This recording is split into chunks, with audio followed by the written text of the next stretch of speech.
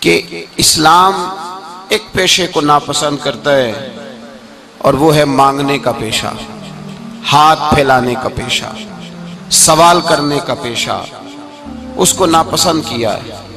باقی تو میرے حبیب پاک سید عالم صلی اللہ علیہ وسلم نے فرمایا اگر تو محنت کر کے روزی کماتا ہے تو پھر تو معمولی آدمی نہیں، پھر تو اللہ کا محبوب بن گیا ہے، پھر تو محبوب الہی ہو گیا ہے، پھر تو اللہ تبارک و تعالیٰ تجھ سے محبت فرماتا ہے۔ اگر تو محنت کرتا ہے، مشقت کرتا ہے، آگے بڑھتا ہے، روزگار کے لیے نکلتا ہے، پھر تو اللہ کا محبوب ہے۔ نبی کریم علیہ السلام نے مزدور کو جو سب سے بڑا درجہ عطا فرمایا، سب سے بڑا مقام عطا فرمایا، وہ یہ ہے، کسی صحابی نے پوچھا یا رسول اللہ صلی اللہ علیہ وسلم سب سے اچھا کھانا کون سا ہے؟ تو حضور نے فرمایا وہ کھانا جو بندہ اپنے دو ہاتھوں سے مزدوری کر کے کھاتا ہے، وہ کھانا سب سے اچھا ہے۔ فرمایا اللہ کے نبی حضرت داؤد علیہ السلام اپنے ہاتھوں سے مزدوری کرتے۔ اور پھر نبی کریم سید عالم صلی اللہ علیہ وسلم نے جو دین ہمیں عطا فرمایا، اس دین کو حضور نے کوئی پنڈتوں اور جوگیوں کا دین نہیں بنایا کہ تم بس غار کے اندر چلے جاؤ، اللہ اللہ کرو، میری طرف دیکھیے گا۔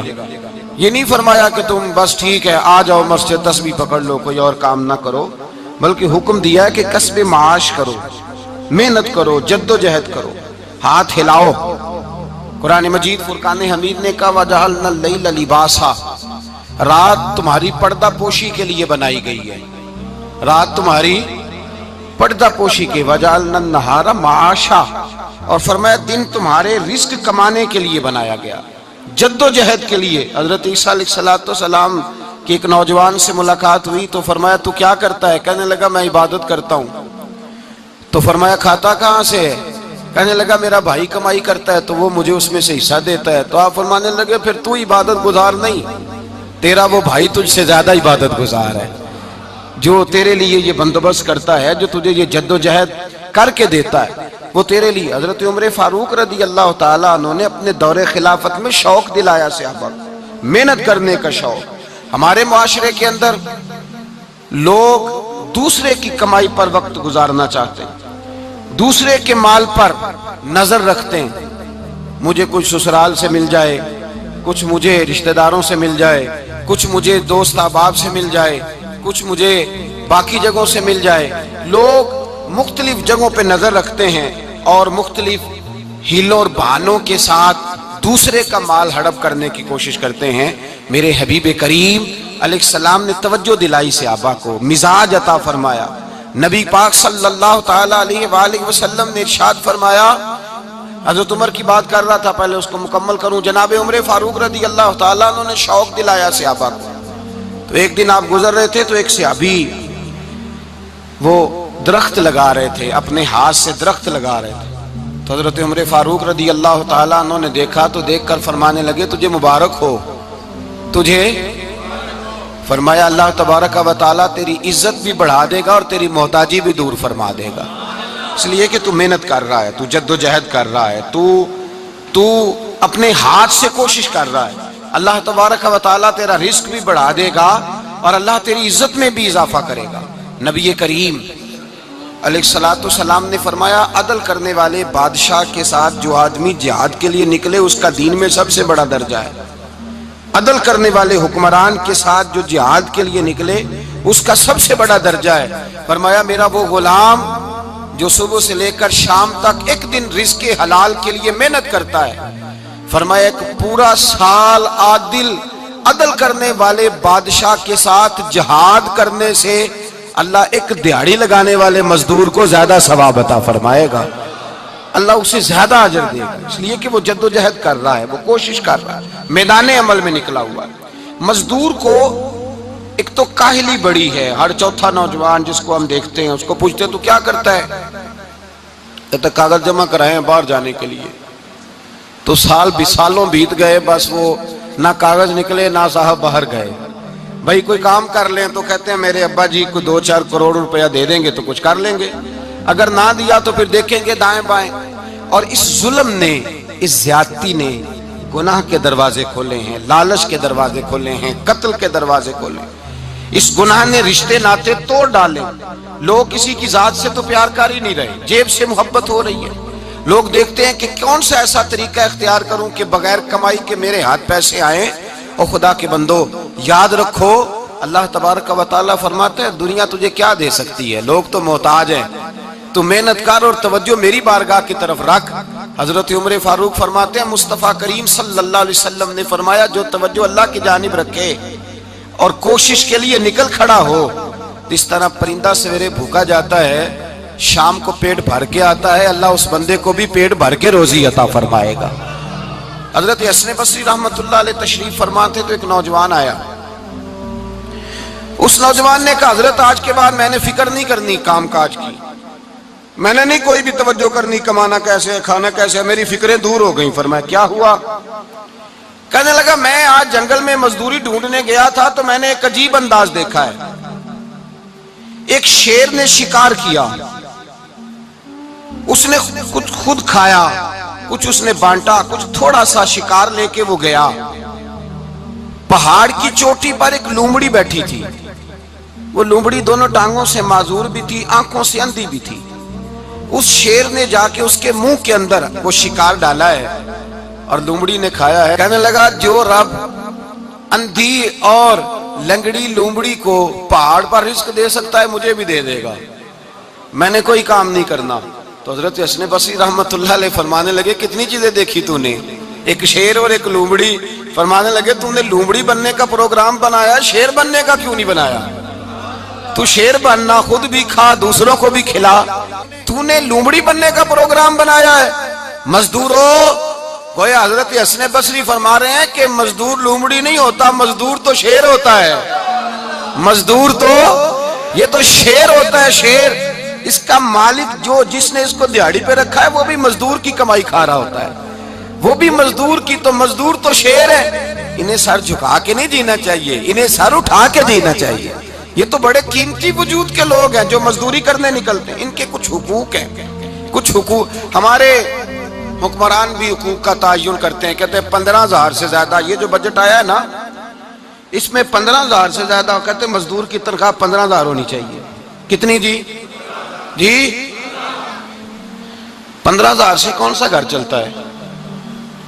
ویسے مولویوں کی بھی اتنی ہے, اور میرے خیال ہے کم مولویوں کی 15,000 ہے, 10 کے قریب ہی ہے. اور اس کو بھی کہتے ہیں کہ تو بڑا کھاتا ہے, ارادہ ہے عید کے بعد تجھے چھٹی کرا دی جائے, بڑے خرچے ہیں تیرے مولوی. 15,000 روپیہ تنخواہ مزدور کی, گزارا ہوتا ہے؟ آؤ میں تمہیں وہ اس بارگاہ پہ لے جاؤں جس نے سب کو شان عطا فرمائی ہے. حضرت ابوبکر صدیق رضی اللہ تعالیٰ عنہ خلیفۃ المسلمین بنے, خلیفہ بنے تو سویرے جس رات خلیفہ بنے سویرے سر پہ ٹوکری رکھی, منڈی کی طرف جا رہے ہیں. حضرت عمر فاروق رضی اللہ تعالیٰ عنہ مولا علی شیر خدا کو کسی نے بتایا کہ وہ تمہارا خلیفہ تو جا رہا ہے مزدوری کرنے, وہ تو جا رہا ہے کمائی کرنے. حضرت علی شیر خدا مولا کائنات جناب فاروق اعظم دونوں نے رستے میں روکا, کہ ابو بکر کہاں جا رہے ہو؟ فرمانے لگے کام کرنے جا رہا ہوں, مزدوری کروں گا, منڈی میں جاؤں گا, تجارت کرتا تھا اس کو جاری رکھوں گا, بچوں کا پیٹ بھی تو پالنا ہے.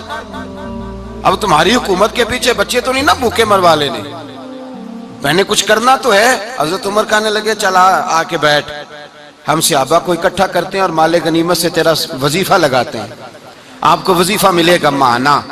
تو آپ بیٹھ کر کے مسجد میں تو ڈیوٹی کریں. بیٹھ گئے, مشاورت ہوئی تو حضرت ابوبکر صدیق رضی اللہ تعالیٰ عنہ سے پوچھنے لگے جناب بتلائیے آپ کا کتنا وظیفہ لگایا جائے؟ تو حضرت ابوبکر صدیق فرمانے لگے اتنا لگا دو جتنی ایک مزدور کی تنخواہ ہوتی ہے. تو ایک صحابی بول کے بڑے میٹھے اور دھیمے لہجے میں کہنے لگے ابو بکر اگر تیرا گزارا نہ ہوا تو, اگر تیرا گزارا نہ ہوا تو. حضرت ابوبکر صدیق فرمانے لگے اگر میرا گزارا نہ ہوا تو میں مزدوروں کی تنخواہوں میں اضافہ کر دوں گا, اگر مزدوروں کے گھر جلنے لگیں گے تو میرا بھی چلے گا, میں ان کی تنخواہیں بڑھاؤں گا صرف اپنی. تو مزدور کے حقوق کا تعین کیا. سب سے پہلے تو میرے نبی پاک علیہ السلام نے منع فرمایا, فرمایا جس کو مزدوری پر رکھو پہلے اس کے ساتھ اجرت طے کرو. حضور صلی اللہ علیہ وسلم نے فرمایا جب تک اجرت واضح نہ ہو جاؤ کسی کو کام پر, جب تک اجرت واضح نہ ہو جائے, مکمل نہ ہو جائے کہ کیا دینا ہے, طے کریں کیا لوگے؟ جو جناب دے دیں گے لے لوں گا۔ شریعت اس کو پسند نہیں کرتی، محبوب نہیں رکھتی۔ پہلے اس کے ساتھ پہلا حق مزدور کو یہ دیا کہ اس کی اجرت پہلے، بولیے اجرت پہلے اجرت طے ہوگی، یہ پہلا حق ہے۔ اور مزدور کا دوسرا حق کیا بیان کیا میرے نبی پاک نے؟ فرمایا جب، اور یہ ایسی اعلیٰ بات ہے کہ جتنے حقوق لکھنے والے ہیں نا، جتنے بین الاقوامی سطح پر انسانی حقوق کا چارٹر بنانے والے ہیں، وہ کہتے ہیں کہ یہ ایسا نقطہ حضور نے بیان کر دیا ہے کہ اس سے آگے کو بڑھ ہی نہیں سکتا۔ یہ ایسی بات ہے کہ جس کی شرح بھی کوئی نہیں کر سکتا۔ میرے حبیب کریم علیہ الصلوۃ والسلام نے فرمایا پہلے طے کرو، اور کیا خوبصورت لفظ ہے، قانون بنا دیا۔ فرمایا جب مزدور مزدوری کر لے تو اس کا پسینہ خشک ہونے سے پہلے اسے ادا کر دینا۔ اس کا پسینہ خشک ہونے سے پہلے اسے اس کی مزدوری دے دو۔ بیچارے نے محنت کی ہے، اپنے گھر جائے۔ یہ نہیں کہ اس نے مزدوری کیا تو تم نے کہا نہیں ادھر سے پینٹ صحیح نہیں ہوا، یہ تو لے جا 2000 اور پھر میں تیرا حساب کروں گا، ابھی ذرا میں چیک کرا لوں 2-4 لوگوں کو بلا کر کے، وہ فلاں جگہ سے نا ایک کونا خالی رہ گیا۔ اللہ سے ڈرنا چاہیے، اللہ سے ڈرنا چاہیے۔ اگر اللہ تبارک و تعالیٰ نے 2-1 آدمیوں کو ملازم آپ کا بنا دیا ہے تو پھر خیال ہونا چاہیے۔ ایک صحابی اپنے خادم غلام کو مار رہے تھے تو میرے نبی پاک تشریف لائے۔ فرمایا کیوں اسے مار رہا ہے؟ حضور غلطیاں بڑی کرتا ہے۔ تو نبی پاک نے فرمایا جتنا تجھے اس پر اختیار ہے نا، اس سے کہیں بڑھ کر میرے رب کو تیرے اوپر بڑا اختیار ہے۔ کہا حضور یہ بڑی غلطی کرتا ہے، میں آخر کتنا معاف کروں؟ تو حضور نے فرمایا اتنا معاف کر جتنا میرا رب تجھے معاف فرماتا ہے۔ پتہ ہے تیری صبح سے لے کر شام تک کتنی کوتاہیاں ہیں۔ درگزر کا حکم دیا۔ پہلا حق یہ دیا مزدوری طے کرو، دوسرا حق یہ دیا پسینہ خشک ہونے سے پہلے ادا کرو، تیسرا حق یہ دیا کہ اس سے درگزر کرو، غلطی ہو جائے تو درگزر کرو۔ تو یا رسول اللہ مزدوری کتنی دیں؟ میرے نبی پاک بخاری مسلم حضور سید عالم صلی اللہ علیہ وسلم نے فرمایا مزدور کا حق بیان کیا نبی پاک نے، اور ایک بات ارشاد فرمائی تو اس کے اندر کئی پہلو، ایک حدیث میں کئی پہلو بیان فرمائے۔ حبیب پاک نے فرمایا جیسا تم کھاتے ہو ویسا ہی اسے کھلانا۔ کوئی نہیں، آپ شاید سو رہے ہیں کچھ حضرات۔ جیسا خود کھاتے ہو ویسا ہی، بھائی بس ختم ہو گئی بات۔ اتنی بڑی بات کر دی سرکار نے۔ کبھی دیکھا ہے آپ نے کہ مزدور کو ایسے کھلایا جا رہا ہو جیسا مالک کھا رہے ہیں؟ حضور نے فرمایا بھئی مزدوروں کا حق یہ ہے کہ جیسا تم نے کھانا ہے ویسا اسے کھلانا ہے، اور فرمایا جیسا تم نے پہننا ہے ویسا اسے پہنانا ہے۔ اور پھر میرے حبیب کریم علیہ الصلوۃ والسلام نے ارشاد فرمایا اس کی ہمت سے بڑھ کر تم اس پر بوجھ نہیں ڈال سکتے، جتنا کام وہ کر نہیں سکتا اتنا تم اسے دے نہیں سکتے۔ اور فرمایا اگر اتنا کام دینا ہے جو اس کی ہمت سے زیادہ ہے تو میں اس کے مالک کو کہتا ہوں وہ بھی اٹھ کے مزدور کے ساتھ کام پہ لگ جائے، اٹھے اس کے ساتھ کام میں شریک ہو جائے۔ مزدوری کا بھی تعین فرمایا، اور پھر اس کو کام کس مقدار کا دینا ہے، مزدور کو کس قدر زیادہ اس پر بوجھ ڈالا جائے گا، یہ بھی مصطفیٰ کریم نے بیان فرمایا۔ فرمایا جو لا یکلف اللہ نفسا الا وسعها، اللہ بھی تم پر وہ بوجھ نہیں ڈالتا جو تم اٹھا نہیں سکتے، تو کسی مزدور کو تم ایسا کام نہیں بتاؤ گے۔ حضرت عثمان غنی رضی اللہ تعالیٰ عنہ ایک دن حضرت عمر فاروق سے کہنے لگے عمر بس کر دے یار، تیرے بعد بھی تو لوگوں نے خلیفہ بننا ہے، کیسے کوئی تیرے رستے پہ چلے گا؟ تو حضرت عثمان غنی سے جناب عمر کہنے لگے کیا ہو گیا؟ آپ فرمانے لگے کل میں دیکھ رہا تھا کہ لوگ باغ میں مزدوری کر رہے تھے اور آپ امیر المومنین ہو کے ان کا ہاتھ بٹا رہے تھے، ہاتھ بٹا رہے تھے۔ تو حضرت عمر کہنے لگے بوڑھے تھے، بیمار تھے، مزدوری کر رہے تھے تو پسینہ بہہ رہا تھا، کیا ہو گیا اگر تھوڑا سا میں نے ساتھ دے دیا؟ حضرت جناب سیدنا فاروق اعظم یہ لفظ کہتے ہوئے رو پڑے۔ آپ فرمانے لگے میں کسی بادشاہ کا شہزادہ نہیں، میں بھی اسی باپ کا بیٹا ہوں جو اونٹ چرا کے گزارا کیا کرتا تھا۔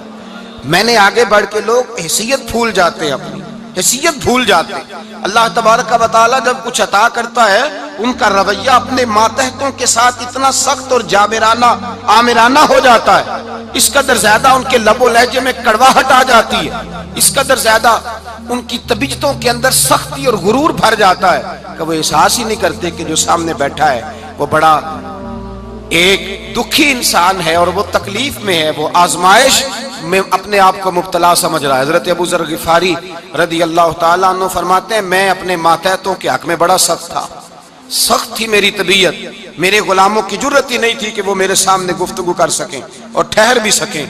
فرماتے ہیں جس دن میں کلمہ پڑھنے گیا، جس دن میں حضور کی بارگاہ میں، تو میں نے کہا حضور کوئی خاص نصیحت؟ تو نبی پاک نے فرمایا میری نصیحت تیرے لیے یہ ہے کہ جیسا تو نے کھانا ہے ویسا ہی غلام کو کھلانا ہے، جیسا تو نے پہننا ہے ویسا ہی غلام کو پہنانا ہے۔ حضرت ابو ذر کہتے ہیں جو میرے اندر کمی تھی وہی میرے نبی نے نصیحت کر دی، جو میرے اندر کوتاہی تھی وہی غیب جاننے والے رسول نے بتلا دی۔ فرماتے ہیں میں گھر گیا، جب میں جاتا تھا تو ملازموں کا سانس خشک ہو جاتا تھا، وہ کانپنے ہانپنے لگتے تھے کہ جانے اب یہ کیا کرے گا۔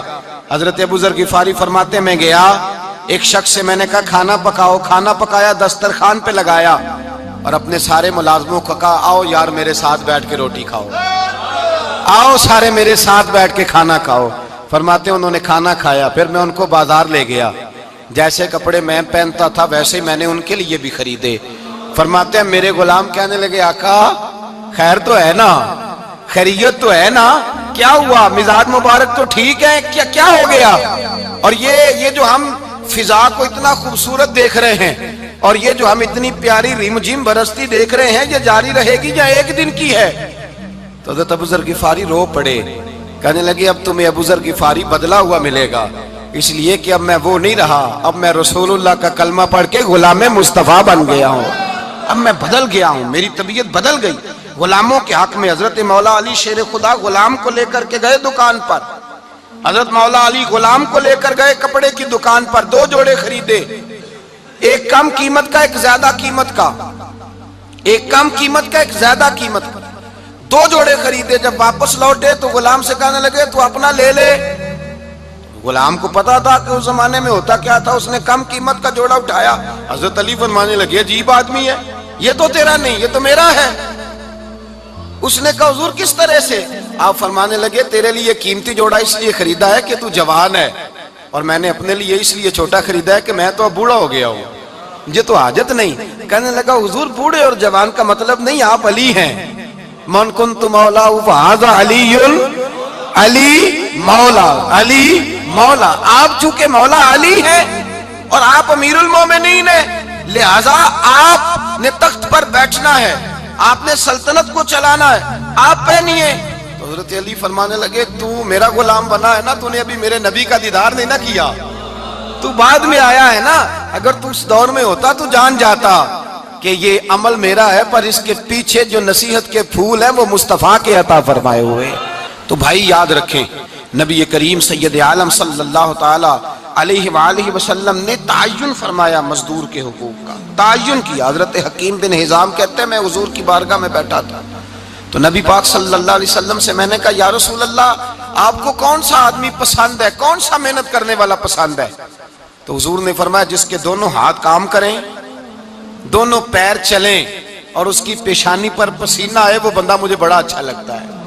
جس کی پسینہ آئے، آج لوگ مزدوری نہیں کرتے، دائیں بائیں دیکھتے ہیں، لوگ اپنے اندر وہ توانائی، وہ غیرت، وہ خودداری پیدا نہیں کرتے۔ بھائی گردن کو جھکا دیتا ہے خیرات کا پتھر، جہاں میں مانگنے والوں کے سر کبھی اونچے نہیں ہوتے۔ اور ایک بار کہنے لگے غیرت ہے بڑی چیز جہان تگ و دو میں، پہناتی ہے یہ فقر کو تاج سردارا۔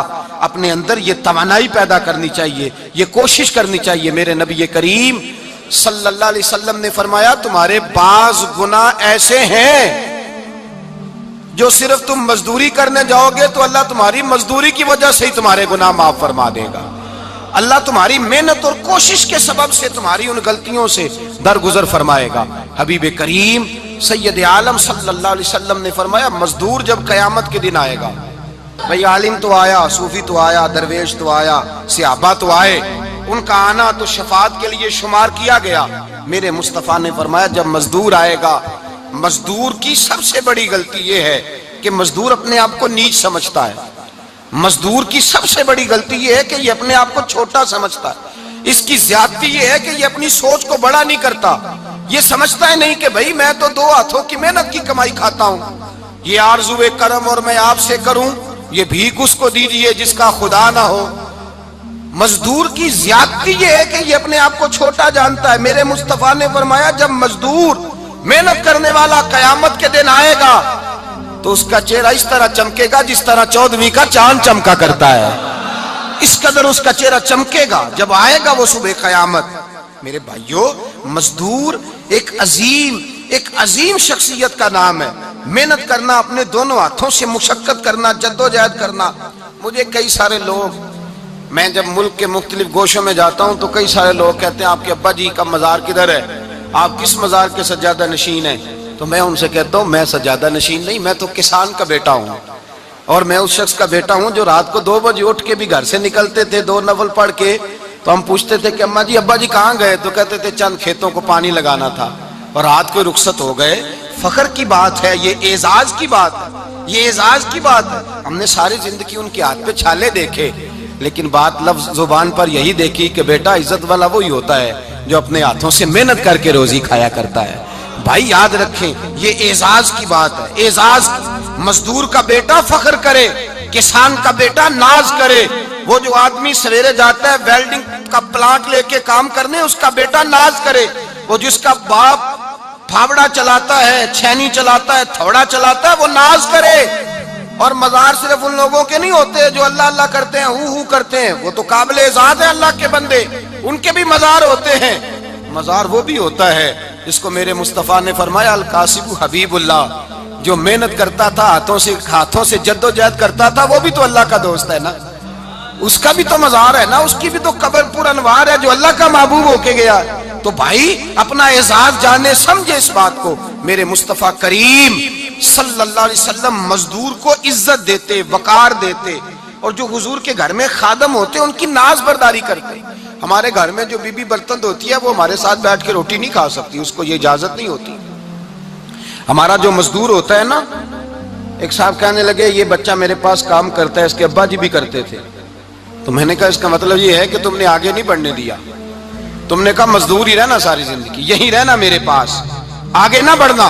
میرے مصطفیٰ کریم سید عالم صلی اللہ علیہ وسلم کے پاس جو لوگ کام کرتے تھے، محنت کرتے تھے، مشقت کرتے تھے، ہمارا ملازم ڈرتا ہے، کامتا ہے، وہ بات کرتا ہے تو صاحب جی کہتے کہتے زبان تھکتی ہے، 100 دفعہ موڈ کو دیکھتا ہے، گالیاں کھاتا ہے بیچارہ، اس کی عزت نفس کو اچھالا جاتا ہے، اس کو رسوا کیا جاتا ہے، اور وہ بیچارہ رات کو رضائی میں منہ دے کے روتا ہے کہ یار میرے نصیب صرف اس لیے کمزور ہیں کہ میں غریب کے گھر میں پیدا ہوا ہوں۔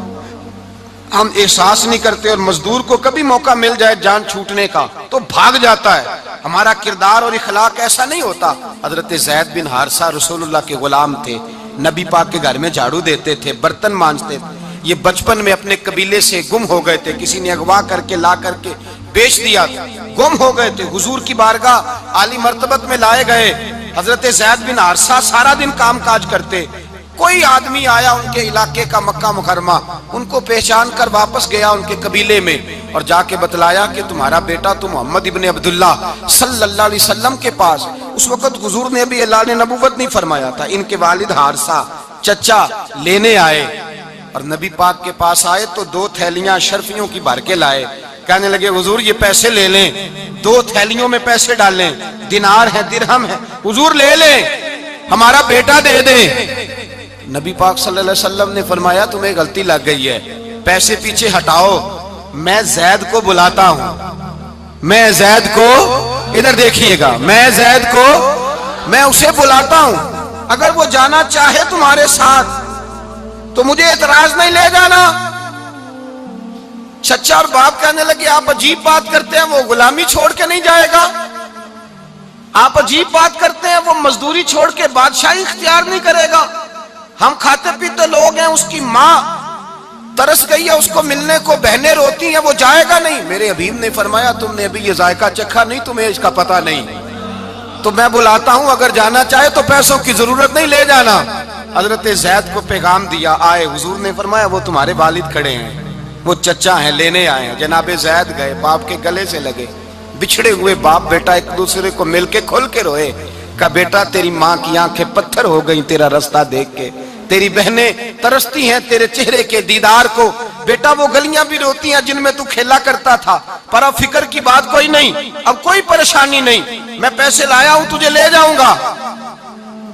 نبی پاک صلی اللہ علیہ وسلم نے دیکھا نا جب باپ بیٹے کی گفتگو ہو گئی، آنسو بہہ گئے، بوجھ ہلکے ہو گئے، تو میرے قریب نے فرمایا زید اگر تم چچا کے ساتھ والد کے ساتھ جانا چاہو تو میری طرف سے اجازت ہے، تم جا سکتے ہو۔ یہ لفظ کہے تو جناب زید دوڑ کے حضور کے قدموں میں آ کے بیٹھ گئے، حضور کے قدموں میں بیٹھ گئے، اور گویا فاضل بریلوی علیہ رحمہ نقشہ بیان کرتے ہیں، کہنے لگے تیرے قدموں میں رہوں غیر کی ٹھوکر پہ نہ ڈال، میں جھڑکیاں کھاؤں کہاں چھوڑ کے صدقہ تیرا، اور تیرے قدموں میں جو ہے غیر کا منہ کیا دیکھے، کون نظروں پہ چڑھے دیکھ کے تلوا تیرا۔ کہنے لگے حضور میں نے نہیں جانا، میں یہیں رہوں گا۔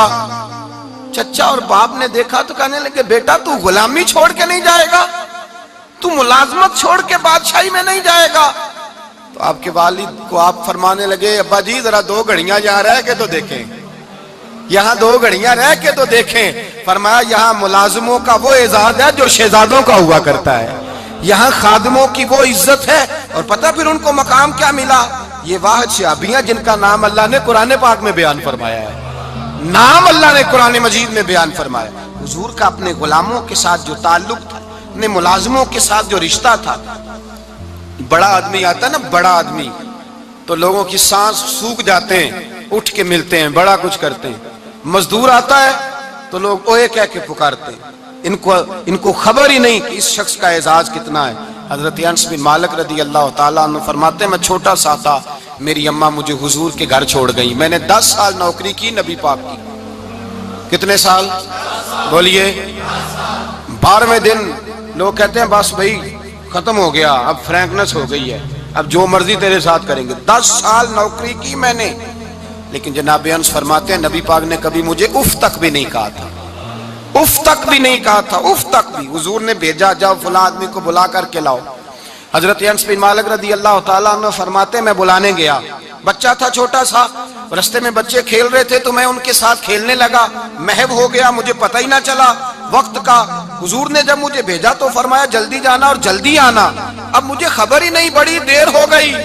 حضور وہاں انتظار کر کر کے خود تشریف لائے، کہتے جب نبی پاک آئے تو میں بچوں کے ساتھ کھیل رہا تھا، حضور نے جب مجھے کھیلتے ہوئے دیکھا، میری اچانک نظر پڑی تو میرے ہوش اڑ گئے۔ حضور نے تو کہا تھا جلدی آنا، اور میں یہاں کھیلنے لگا، یہاں اتنا الجھا کہ مجھے خیال نہیں رہا کس کام آیا ہوں۔ حضرت انس فرماتے ہیں میں ڈرنے لگا، جیسے جیسے حضور قریب آتے میری ٹانگیں کانپتی۔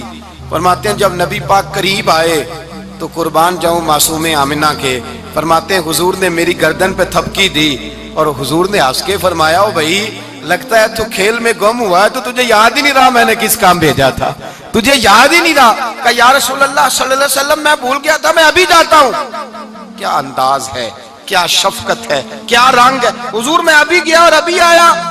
نبی پاک نے فرمایا نہیں یار تو کھیل میں خود ہی چلا جاتا، تو کھیل یہاں میں خود جاتا۔ یہ اعزاز، یہ فضیلت، یہ درجہ کس نے ذروں کو اٹھایا اور صحرا کر دیا، یہ کس نے قطروں کو ملایا اور دریا کر دیا، یہ کس کی حکمت نے یتیموں کو کیا در یتیم اور غلاموں کو دنیا بھر کا مولا کر دیا، یہ کس نے اتنا۔ میرے بھائی مزدور کو حضور نے اعزاز دیا، نبی پاک اپنے ہاتھ سے کام کرنے والے کے ساتھ اس نے سلوک کرتے، محبت کرتے، پیار کرتے۔ ایک بوڑھی اماں تھی جو مسجد میں جھاڑو دینے کی مزدوری کرتی تھی۔ کیا کام کرتی تھی؟ دعا کریں اللہ ہم سب کو مسجد کی صفائی کی توفیق عطا فرمائے۔ بوڑھی اماں تھی، مسجد کی صفائی کرتی تھی، نوکری کرتی تھی، بیمار ہو گئی، بخاری شریف میں موجود ہے۔ اللہ کے محبوب صلی اللہ علیہ وسلم روز تیمارداری کرنے جاتے، ایک وقت ایسا آیا کہ دن میں 2 مرتبہ حضور تیمارداری کرنے جاتے۔ ایک شام نبی پاک نے فرمایا اس کا انتقال ہو جائے تو مجھے اطلاع کرنا۔ صحابہ کہتے ہیں رات کے وقت ان کا انتقال ہوا، ٹھنڈ کا موسم تھا، ہم نے حضور کو تکلیف دینا مناسب نہ سمجھا، ہم نے دفن کر دیا۔ سویرے اللہ کے حبیب نے پوچھا تم نے مجھے اطلاع کیوں نہیں دی؟ حضور سردی بڑی تھی۔ کون جاتا ہے مزدوروں کے جنازوں میں؟ کون جاتا ہے مزدوروں کے جنازے میں؟ یہاں تو اب جنازے بھی سیاسی ہو گئے ہیں، اب تو کوئی بہت بڑا امیر آدمی فوت ہو جائے تو وہاں رش ہوتا ہے، وہاں رش ہوتا ہے، غریبوں کا تو جنازہ بھی کوئی نہیں پڑتا۔ حضرت جناب سیدنا ابو ہریرہ رضی اللہ تعالیٰ عنہ فرماتے ہیں حضور نے فرمایا مجھے اطلاع کیوں نہیں دی؟ تمہیں اس کے اعزاز کا نہیں پتا؟ وہ مزدور تھی، مسجد میں جھاڑو دیتی تھی، تم نے خبر ہی نہیں دی؟ حضور وصال ہو گیا، فرمایا چلو مجھے بتاؤ قبر کہاں ہے۔ حضور سارا کچھ جانتے ہیں، لیکن یہ ساری تمہید اس لیے بیان کی کہ ایک مزدور کی شان واضح ہو جائے۔ فرمایا بتاؤ قبر کہاں ہے؟ صحابہ کہتے ہیں ہم قبر پہ لے گئے تو میرے نبی نے فرمایا صفے بناؤ، میں دوبارہ جنازہ پڑھاؤں گا۔ میں دوبارہ جنازہ نہیں ہو سکتا، اس وقت ہو سکتا ہے جب وارث نے نہ پڑھا ہو، پھر دوسرا جنازہ جائز ہے۔ وارث نہ پڑھے تو اس سے پہلے 20 جنازے بھی ہو جائیں، تو جب وارث پڑھ لے پھر دوسرا جنازہ نہیں ہو سکتا۔ حضور نے دوسرا جنازہ اس لیے پڑھا ہے کہ حضور اپنی ساری امت کے وارث ہیں، نبی پاک ساری امت کے وارث ہیں۔ فرمایا پر بناؤ صفے، میں جنازہ پڑھاتا ہوں۔ مزدور کو اعزاز دیا، پیار کیا۔ حضرت عبد الرحمن ابن عوف رضی اللہ تعالیٰ عنہ فرماتے ہیں ایک دن میرا دل کیا تھا کہ میں غریب ہو جاؤں۔ کیا ہو جاؤں؟ آپ اپنے لیے دعا نہ کریں، لیکن حضرت عبد الرحمن ابن عوف کے الفاظ تو دہرائیں۔ وہ کیا کہہ رہے ہیں کہ میرا دل کرتا تھا میں اللہ، ایک دن میرا، بڑے امیر آدمی تھے نا، صحابہ میں سب سے زیادہ امیر، فرمانے لگے ایک دن میرا دل کیا میں غریب ہو جاؤں، غربت پسند کر لوں۔ اصل میں غریب کو اپنی شان کا نہیں نہ پتا، اسے جس دن پتہ چل گیا کہ میں غریب کی عظمت کتنی ہے، غریب ہر وقت اپنے آپ کو کوستا ہی رہتا ہے۔ اور میں اکثر کہتا ہوں کہ یہ بڑے کا قصور نہیں کہ اس نے تجھے چھوٹا جانا ہے، یہ تیرا قصور ہے۔ تو احساس کمتری میں کیوں مبتلا ہوا؟ تو نے اپنے آپ کو چھوٹا کیوں جانا؟ تو نے اپنے آپ کو کمزور کیوں سمجھا؟ تو نے کیوں سمجھا کہ میں مزدور ہوں تو میری عزت ہی کوئی نہیں، میرا مقام کوئی نہیں؟ کیوں تو نے ایسا سمجھا اپنے لیے؟ حضرت عبد الرحمن، میرے بھائی یاد رکھیں، جب غریب کو پتہ چلے میری شان کیا ہے، میرے نبی پاک نے فرمایا میں غریبوں کے بیچ آیا ہوں، میں غریبوں میں رہا ہوں، میرے دائیں بائیں غریب رہتے ہیں، اور قیامت کے دن جب میں جنت میں جاؤں گا تو میرے آگے پیچھے غریب لوگ ہی ہوں گے، میں غریبوں کے ساتھ مل کے جنت میں جاؤں گا۔ حضرت عبد الرحمن ابن عوف کہتے ہیں ایک دن میرا بھی دل کیا تھا، یہ سب سے امیر تھے صحابہ میں، اور حضور نے فرمایا تو پکا جنتی ہے، پر سب سے آخر میں جنت میں جائے گا، اس لیے کہ جتنا مال ہے اتنا حساب بھی تو دینا ہے نا، پکے۔ حضرت عبد الرحمن ابن عوف کہتے ہیں ایک دیہڑے دل کیا تھا کہ میں ماڑا ہوتا، میں غریب ہوتا، یہ دل کیا میرا۔ کہا کس طرح؟ فرمانے لگے ایک مزدور صحابی تھے، حضرت سعد انصاری نام تھا، وہ حضور سے ملنے آئے، جب انہوں نے ہاتھ ملایا نا نبی پاک سے تو حضور نے ان کا ہاتھ تھام لیا۔ غریبوں کمال کر دی میرے مصطفیٰ کریم نے، نبی پاک نے ہاتھ تھاما، حضور نے ہاتھ، آپ کو اس بات کی لذت نہیں آئی شاید، نبی پاک نے ہاتھ تھاما مزدور کا، مزدور کہتا ہے میں نے چھڑانا چاہا تو حضور نے پکڑ لیا دبا کے، اور جب تھام لیا تو میں ٹھہر گیا، میں اپنی قسمت پہ ناز کرنے لگا، حضور نے میرا ہاتھ کھولا، کہتے ہیں ہاتھ پہ چھالے تھے، جگہ جگہ چھالے بنے ہوئے تھے، تو نبی کریم صلی اللہ تعالی علیہ وآلہ وسلم نے ہاتھ کھول کے فرمایا سعد یہ کیا ہوا؟ عرض کی حضور غریب ہوں، بوڑھے ماں باپ ہیں، چھوٹے چھوٹے بچے ہیں، بہن بھائیوں کے حقوق ہیں، بیوی کے منہ میں حلال کا لقمہ دینا ہوتا ہے، یا رسول اللہ پھاوڑا لے کے، کئی لے کے، کدال لے کے، بیلچا لے کے مزدوری کرتا ہوں، میدان میں نکلتا ہوں، صبح سے گیا تھا اب آیا ہوں، ہاتھوں میں نشان پڑ گئے ہیں۔ حضرت عبد الرحمن ابن عوف فرماتے ہیں جس کے قدم چومنے کو دنیا ترسے، اس رسول نے سر مبارک جھکایا اور غریب کے ہاتھ کو چوم لیا، نبی پاک نے بوسہ دیا، اور پھر فرمایا کیا؟ فرمایا یہ وہ ہاتھ ہیں جن سے خدا بھی پیار کرتا ہے، محمد مصطفیٰ بھی محبت فرماتے ہیں۔ نبی رحمت علیہ السلام نے فرمایا یہ تیرا وہ ہاتھ ہے جس سے اللہ بھی پیار کرتا ہے اور اللہ کا۔ تو مزدور کو پھر ناز کرنا چاہیے کہ پریشان رہنا چاہیے؟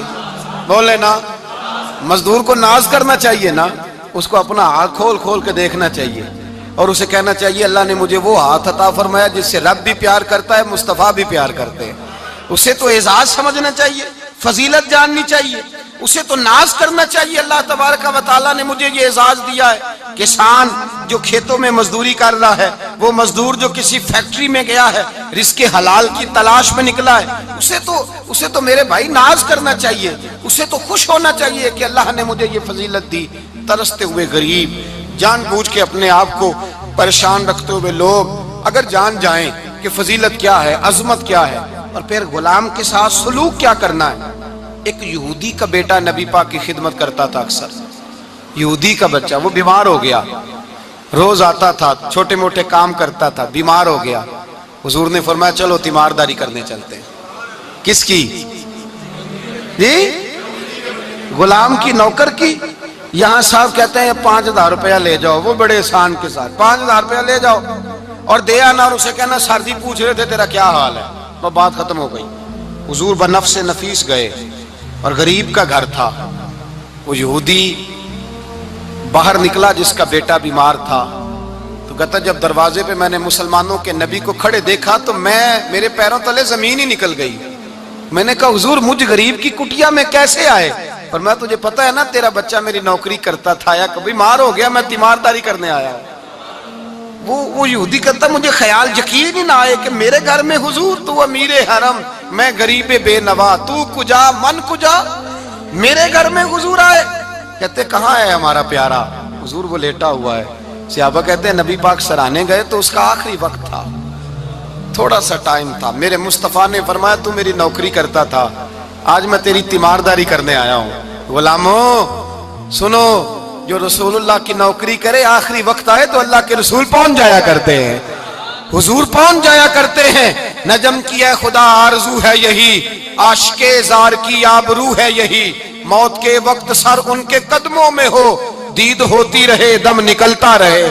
حضور پہنچ جاتے ہیں، نبی پاک تشریف لائے، بیٹھے سرانے، حضور نے جب اپنا برف سے ٹھنڈا اور کستوری سے زیادہ خوشبو والا ہاتھ اس کے بالوں میں پھیرا، آنکھیں کھولی، حضور نے فرمایا چل کلمہ پڑھ جا، چل میرا کلمہ پڑھ جا۔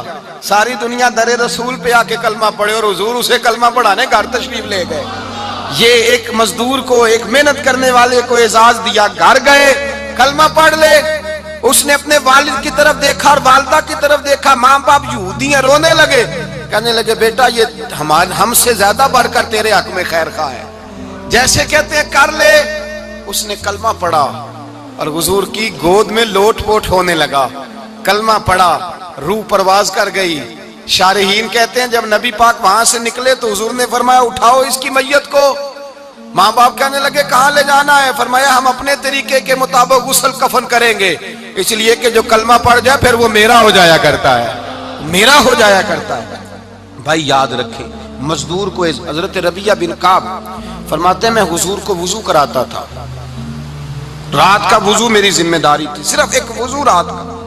ہمارے ہاں تو 25 سال مزدور مزدوری کر کے چلا جاتا ہے، پر وہ مزدور ہی رہتا ہے، وہ مزدور ہے، اس کا کوئی اعزاز نہیں، کوئی اس کے لیے وہ کہتے ہیں اب بابا جی آپ کو کھانسی زیادہ آتی ہے، اپنے بیٹے کو لگا دیں، کسی اور کی ڈیوٹی لگا دیں، اب آپ کام نہیں کر سکتے۔ 25 سال نوکری کی، ملا کیا؟ حضرت ربیعہ کہتے ہیں میں وضو کراتا تھا رات کا، میرے نبی پاک نے فرمایا شادی کیوں نہیں کرتا؟ تو میں نے کہا یا رسول اللہ نہ میرے پاس حسن ہے، نہ پیسے ہیں، نہ کوئی کاروبار ہے، مجھے کون رشتہ دے گا؟ میرا روپ بھی نہیں تے میرا رنگ بھی نہیں، میں نے یار مناؤن دا ٹانگ بھی نہیں، کون مجھے رشتہ دے گا؟ کہتے ہیں حضور خاموش ہو گئے۔ دوسرا دن آیا تو میں وضو کرانے پہنچا تو نبی پاک نے فرمایا شادی کیوں نہیں کرتا؟ کہتے ہیں میں نے کہا حضور کون رشتہ دے گا؟ وہی 3 باتیں دہرائی، نہ پیسے ہیں، نہ حسن ہے، نہ کوئی کاروبار ہے، نہ مکان ہے۔ فرمایا حضور نے تیسرے دن پھر کہا، جب دوسرا دن ہوا نا تو حضور نے کہا، حضور خاموش ہوئے میرے جواب پر۔ میں نے کہا یار کتنا بیوقوف ہوں، حضور روز پوچھتے ہیں اور میں جواب ہی نہیں دیتا۔ کہتے تیسرے دن میں نے ارادہ کیا آج نبی پاک پوچھیں گے تو میں کہوں گا حضور جیسے دل کرتا ویسے ہی کرا دیں۔ کہتے ہیں تیسرے دن میں گیا، سارا وضو کرا لیا پر نبی پاک نے پوچھا ہی نہیں۔ میں ارادہ کر کے گیا تھا کہ آج پوچھیں گے تو بتا دوں گا، حضور نے پوچھا ہی نہیں۔ فرماتے ہیں وضو مکمل ہو گیا، میں دروازے تک چلا گیا تو مصطفیٰ نے آواز دی، فرمایا واپس پلٹ نہ، میں پلٹا تو حضور نے فرمایا تو شادی کیوں نہیں کرتا؟ کہتے ہیں میں کھل کے مسکرایا، میں نے کہا محبوب تیرے کرم پہ قربان جاؤں، کیا انداز محبت ہے، حضور مہربانی کریں کرا دیں۔ فرمایا فلاں سردار کے پاس جا، ایک وضو کراتے ہیں اور اعزاز حضور نے کتنا دیا، جا سردار کے پاس اور اسے جا کے کہہ کہ اللہ کے رسول فرماتے اپنی بیٹی کا نکاح تیرے ساتھ کر دے۔ فرماتے میں گیا، ماں باپ کو بڑی فکر ہوتی ہے بیٹیوں کی، وہ کہنے لگا میں شام کو خود نبی پاک کی بارگاہ میں آؤں گا۔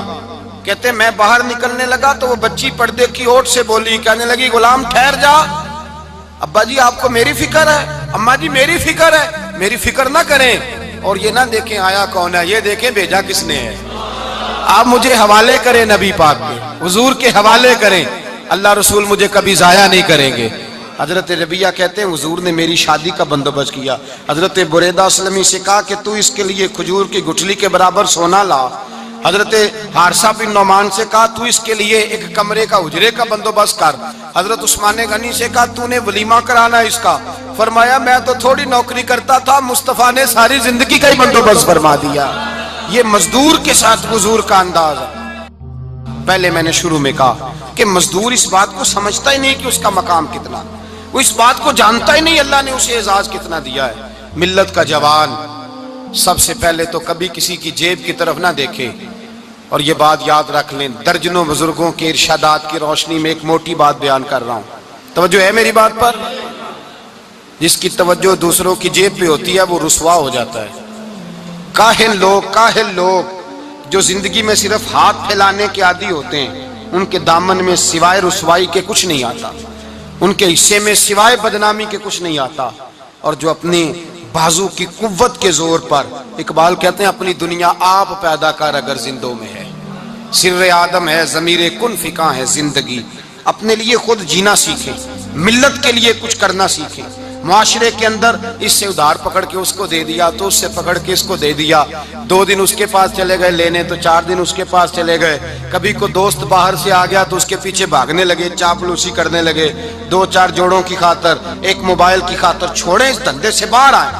میں نے کہا ایک پیشہ برا ہے، ایک پیشہ، اور وہ ہے ہاتھ پھیلانا، باقی کوئی پیشہ برا نہیں۔ 18 گھنٹے مزدوری کرو، نکلو باہر، نکلو میدان میں آؤ، جدوجہد کرو، مزدوری کرو جب تیرا ہاتھ مزدوری تک جائے۔ اور یاد رکھو رزق حلال کھانا ہے اور رزق حلال ہی کھلانا ہے، یہ وقار ہے، رزق حلال مومن کا وقار ہے۔ جو لوگ لقمہ حرام کھاتے ہیں وہ اپنا وجود کھو بیٹھتے ہیں، روحانی طاقتیں کھو بیٹھتے ہیں۔ میرے اعلیٰ حضرت رحمت اللہ علیہ فرماتے ہیں جس کا نماز میں دل نہ لگے، جس کا مسجد جانے کو دل نہ کرے، جس کا عبادت پہ توجہ نہ ہو، جس کا دین کی طرف رغبت نہ ہو، اسے غور کرنا چاہیے کہ اس کا کئی رزق میں لقمہ حرام تو شامل نہیں ہو گیا۔ فرمایا جب لقمہ حرام شامل ہوتا ہے تو اللہ تبارک و تعالی معرفت کا نور چھین لیتا ہے، پھر انسان کی زبان سے تاثیر چلی جاتی، پھر اس سے سجدوں کی جو کیفیت ہوتی ہے وہ روٹ جاتی ہے، درود و سلام کے ذائقے نصیب نہیں ہوتے۔ میرے مصطفیٰ کریم صلی اللہ علیہ وسلم گزر رہے تھے، ایک آدمی دعا مانگ رہا تھا، یا رب یا رب یا رب یا رب کہہ رہا تھا۔ نبی پاک نے فرمایا یہ قیامت تک بھی دعا مانگے تو اس کی قبول نہیں ہوگی۔ صحابہ نے کہا حضور آپ تو رحمت للعالمین ہیں اور آپ فرما رہے ہیں اس کی دعا قبول نہیں ہوگی۔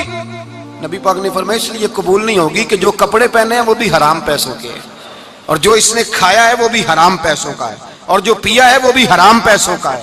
کیسے اس کی التجا اس کی بارگاہ میں قبول ہوگی جب یہ لباس سے لے کر خوراک تک اور خوراک سے لے کر مشروب تک ہر چیز ناجائز پیسے، تو معرفت کا حسن کیسے پیدا ہوگا؟ فجر میں آنکھ کیسے کھلے گی؟ قرآن پاک کی طرف دل کیسے جائے جب تیرے اندر رزق حلال جاتا ہے؟ حضرت بایزید بستامی فرماتے ہیں تو محنت کر کے حلال کی روٹی کھا، وہ تیرے وجود کے اندر جا کے نور بن جائے گی، اور ایسا نور بنے گی کہ وہ روٹی تجھے صبح خود جگا کے بیدار کرا کے اللہ کی بارگاہ میں جھکا دے گی۔ رزق حلال کھائیں، محنت کریں، جدوجہد کریں۔ حاتم طائی بہت بڑا سخی تھا۔ کسی شخص نے ایک دن حاتم طائی سے پوچھا کہ تو نے کبھی اپنے سے بھی بڑا سخی دیکھا ہے؟ کہنے لگا ہاں میں نے اپنے شہر کا ایک بابا دیکھا تو مجھ سے بھی زیادہ سخی ہے، مجھ سے بھی زیادہ سخی، مجھ سے بھی زیادہ تھا، تجھ سے زیادہ؟ کہنے لگے میں نے سارے شہر کی دعوت پکائی، چھوٹے بڑے امیر غریب سارے آئے، دعوت پکائی سارے شہر کی، سب لوگ آئے، ہر آدمی کو میں نے بلایا، علماء کو، ادیبوں کو، شاعروں کو، تاجروں کو، صنعت کاروں کو، سب کو دعوت دی۔ میں نے سوچا کہ ذرا دیکھوں تو صحیح پلٹ کے کوئی رہ تو نہیں گیا جو آیا نہ ہو۔ چہرے پہ میں نے نقاب ڈالا اور میں باہر نکلا، ایک ضعیف بزرگ لکڑ آ رہا، جنگل میں لکڑیاں کاٹ رہا ہے۔ میں اس کے پاس گیا تو میں نے کہا بابا تجھے نہیں پتا آج حاتم طائی کی دعوت ہے، تو نہیں گیا؟ کہنے لگا بیٹا مجھے خبر آئی تھی، اطلاع ملی تھی پر میں نہیں گیا۔ تو کیوں نہیں گیا؟ کہنے لگے مجھے ہاتھ کی کمائی کر کے کھانے کا چسکا لگ گیا ہے، مزہ لگ گیا ہے ہاتھ کی کمائی کھانے کا، اب مجھے دوسرے کے دسترخوان پر ذائقہ نصیب۔ ہمارے معاشرے کا تو المیہ ہے، لوگوں کو لذت ہی دوسرے کے دسترخوان پہ آتی، مفت کی روٹی کا ذائقہ نصیب ہوتا ہے، مجھے اپنے ہاتھ کی کمائی کا ذائقہ لگ گیا ہے، اب میں وہاں نہیں جاتا۔ کہتے ہیں میں پلٹنے لگا تو بابے نے بلایا، کہنے لگا ادھر آ یار۔ میں گیا تو اس نے 5 آنے نکالے، کہنے لگا حاتم تائی کا جو بندہ لنگر پکانے والا ہوا نا، یہ 5 آنے اسے دے دینا، حاتم تائی کو ضرورت نہیں میرے پیسوں، تو بڑا امیر آدمی ہے، یہ اس کو دے دینا 5 آنے لنگر والے کو، اور اس کو کہنا بڑے بڑے نیک لوگ آئے ہیں دعوت میں، 5 آنے میرے بھی شامل کر لیں، اور میرے ہاتھ کی کمائی چلو میری بھی روٹی کوئی کھا لے گا، کوئی اچھا آدمی میرے حصے کے میرے دیے ہوئے پیسوں سے لقمہ کھا لے گا تو اجر مل جائے گا۔ حاتم تائی کہتے ہیں میں نے کھینچ کے نقاب اتارا اور بابے کو کہا یار سینے سے لگ جا، میں تو مالدار ہو کے سخی ہوں، تو غریب ہو کے بڑا سخی ہے، تو غریب ہو کے بڑا سخی ہے، تیرے اندر اتنی خودداری عزت نفس۔ میرے بھائی جس کا ہاتھ پھیلا ہوا ہے اس کا سمٹے گا نہیں، جس کا ہاتھ پھیلا ہوا ہے اس کا سمٹے گا نہیں۔ جس آدمی نے، میرے نبی پاک صلی اللہ علیہ وسلم نے فرمایا، جس نے اپنی ذات پر سوال کا دروازہ کھول لیا اس نے اپنے اوپر فقر کا دروازہ کھول لیا۔ سوال کا مجھے دے دو، مجھے دو لائنیں لگی ہوئی ہیں۔ بھائی یاد رکھیں، اس بات کو ضرور سمجھیں، خودداری پیدا کریں، عزت نفس پیدا کریں، وقار پیدا کریں، اپنے اندر توانائی پیدا کریں، 2 ہاتھوں سے محنت کر کے جدوجہد کر کے آگے بڑھیں، بلکہ کھائیں بھی کھلائیں بھی، اپنے اوپر بھی خرچ کریں، اللہ کے دین کے لیے بھی خرچ کریں، اپنی زندگی وقار والی بنائیں۔ ایک وقت نہیں، 18 گھنٹے کی مزدوری کریں۔ میرے حبیب پاک علیہ السلام نے فرمایا جو بندہ سویرے مزدوری کرنے گیا اور شام کو تھک کے سو گیا، اللہ اس کے سارے گناہ معاف فرما دے گا۔ وہ تھکا کس لیے؟ بولے نفل پڑھ کے نہیں تھکا، تلاوت کر کے نہیں تھکا، مزدوری کر کے تھکا۔ مزدور کو حضور نے حقوق دیے، مزدور تو بڑا قیمتی ہے۔ نبی پاک کے زیادہ تر صحابی کاشتکار تھے، زیادہ تر صحابی حضور کے کاشتکار تھے، کھیتی باڑی کرتے، مزدوری کرتے تھے اپنے ہاتھوں سے، اور جتنے باقی بھی صحابہ تھے مالدار، حضرت عثمان غنی بھی اپنے ہاتھوں سے کام کرتے، حضرت علی المرتضیٰ بھی دست مبارک سے کام کرتے تھے، ابو بکر صدیق بھی خود جاتے تھے بکریوں کا دودھ دھو کے لاتے۔ یہ ہمارے آج کے زمانے میں مسئلہ ہوا ہے کہ جو امیر آدمی ہے وہ کوئی ہاتھ ہی نہیں ہلائے گا، کچھ نہیں کرے گا۔ بھائی محنت کریں، جدوجہد کریں، اپنے اندر یہ جذبہ پیدا کریں کہ آج کے بعد لینا نہیں دینا ہے انشاءاللہ تعالی۔ اور نوجوان بالخصوص اتاریں یہ غفلت کا پردہ، یہ غفلت ہے۔ اپنی دنیا آپ پیدا کر اگر زندوں میں ہے، سر آدم ہے، ضمیر کن فکاں ہے زندگی۔ میرے بھائی وقار کے ساتھ سر اٹھا کے وہی بندہ جیے گا جو، اور پھر مزدور اگر اپنے آپ کو وقار دیتا ہے، اللہ